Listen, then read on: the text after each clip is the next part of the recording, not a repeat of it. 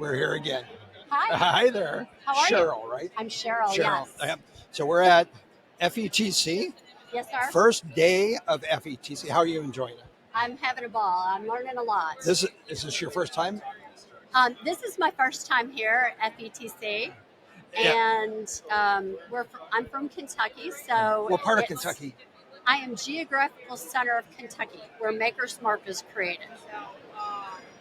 Give me a county. I went to Marion. Eastern Kentucky. You went to EKU? Yep.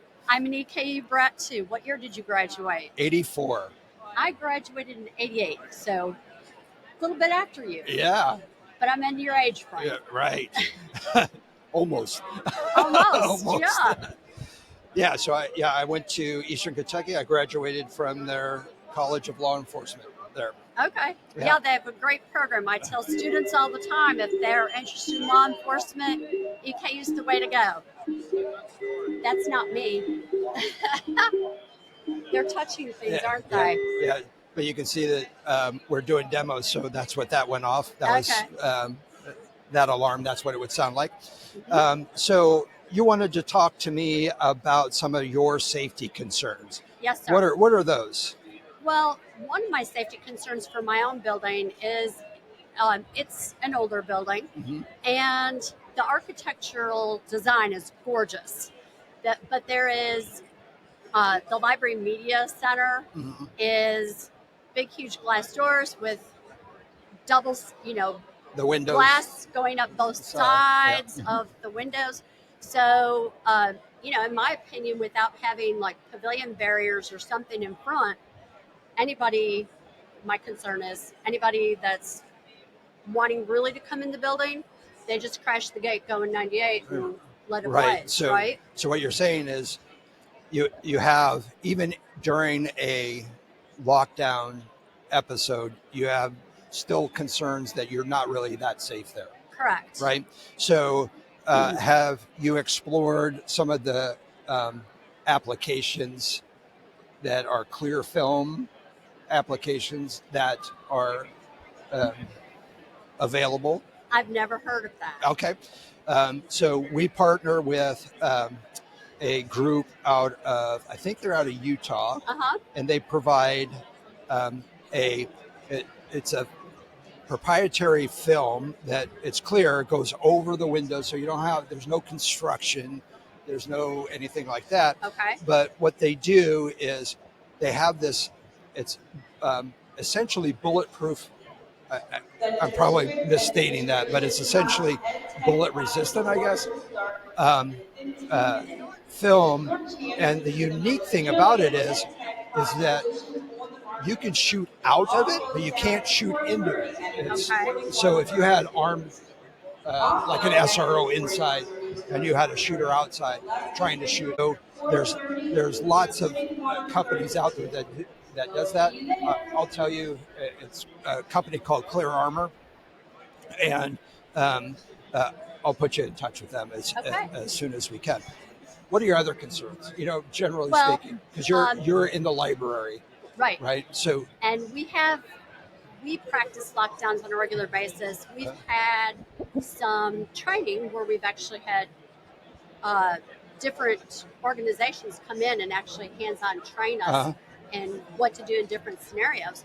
But do you have any tips for teachers that, when you're in that lockdown, if somebody breaches and gets through the door somehow, what's your advice for teachers for me to take home? So here's my take on this. Yeah.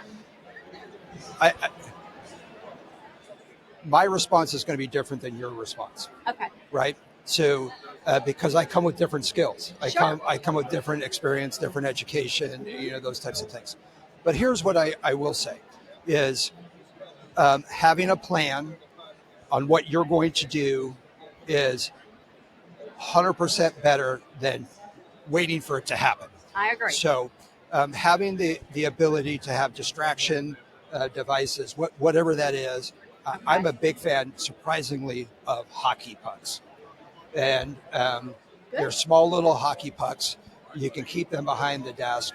If you get into this situation, you can distribute that to everybody, and then should somebody breach your location, you can distract them generally long enough to then take a quick evacuation route. Okay. Right? But the key to it is go through that process, and instead of saying, here's your hockey puck, aim at the bad guy. Instead of saying, here's your hockey puck, aim at the bad guy. Yeah. But having a plan, instead of saying, I don't know what to do, let's start doing some research. Let's start being, I'm a big advocate of being a student of this, even though no one wants to be, I get it.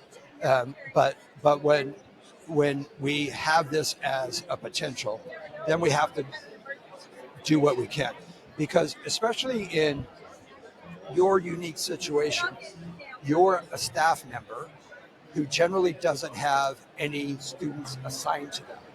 But at any given time, you're going to have students with you. So, and that can number between 5 or 6 to 30 or 40. Right. And so what is your plan? Right. And how do you work through that?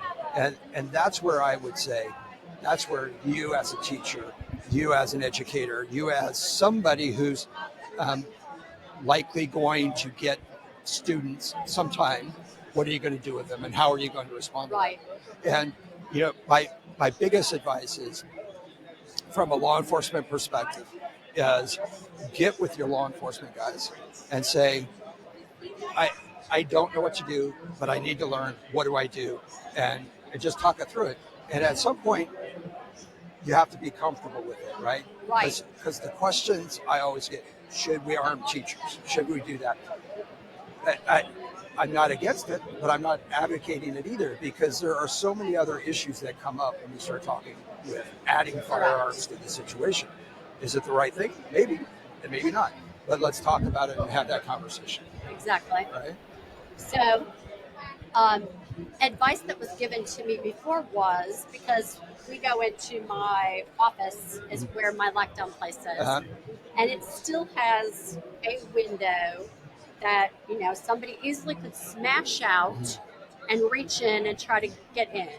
And I was given the advice of have sharp scissors and be ready. Anything else you would add to that I should do or be? I think having more knowledge is going to help us respond better. Right. To keep, if it does happen, we want not to wait and then go, I should have asked Kelly what we should do in this situation. So I'm going to give you my card. So whenever you come up with another question that you need, I should have asked Kelly, I'll let you call me and ask. Thank you. Yeah, of course. But what if you have somebody reaching in that is the bad guy? Right. Because essentially during that situation, that's only going to be the bad guy, right? Right. So you want to do as much harm to that hand as possible. Okay. So whether it's scissors, whether it's whacking it with a fire extinguisher or what have you, just look at and here's what I would say. There are things around, and we can go through our table here at FETC, and we can look at what weapons are available to me, and do that at your desk in your office, and say, what are, on a daily basis, what are the tools that I have available? At this one, I have a water bottle. I have heavy coffee mugs. Well, even your mouse looks like it could do some damage, or this microphone if I had to. That's right. So, but it's understanding what you are going to have available to you at that time. So in my active shooter training of my people, I would say, look, we have all of these guns, we have all of this stuff that is available to us. But if you don't have it available to you at that time, it's not available to you. So you can't run back to the police station to get it. You can't run back to somebody else's car and get it. You got to go with what you got. So understand what that is, and then work through that. Whether it's a flagpole, I mean, you can take the flagpole and stick it through the window and start hitting the guy's face, or what have you. Right? There's so many opportunities. So. Yeah, there you go. Okay, thank you so much, Kelly. Yeah.